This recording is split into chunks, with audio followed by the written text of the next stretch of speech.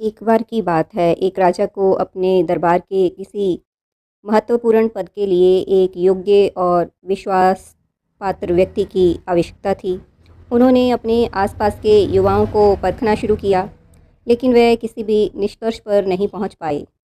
तभी एक महात्मा उनके दरबार में पधारे, जो इसी तरह यदाकदा अतिथि बनकर सम्मानित हुआ करते थे। राजा ने सन्यासी के सम्मुख अपने मन की बात प्रकट की। राजा बोले, मैं यह तय नहीं कर पा रहा हूँ। अनेक लोगों पर मैंने विचार किया। अब मेरी दृष्टि में केवल दो ही व्यक्ति हैं। इन्हीं दोनों को मैं परख कर एक को रखना चाहता हूँ।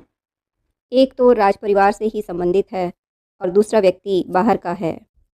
उसका पिता पहले हमारा सेवक हुआ करता था। उनका देहांत हो गया है। उनका यह बेटा बहुत पढ़ा लिखा और सुयोग्य है, और दूसरा व्यक्ति राज परिवार से संबंधित है, परंतु उसकी योग्यता मामूली है। सन्यासी ने पूछा, आपके मन में किसके पक्ष में विचार उठ रहे हैं? राजा ने कहा, मेरे मन में दुविधा है महाराज। राज परिवार का रिश्तेदार कम योग्य होने पर भी अपना है, परंतु दूसरा व्यक्ति योग्य होते हुए भी बाहर का है। सन्यासी ने इस दुविधा का समाधान करते हुए कहा, राजन, रोग अपने ही शरीर में उपजता है तो वह भी अपना ही होता है, पर उसका उपचार जंगलों और पहाड़ों पर उगने वाली जड़ी बूटियों से किया जाता है। ये चीज़ें अपनी नहीं होकर भी हितकारी होती हैं।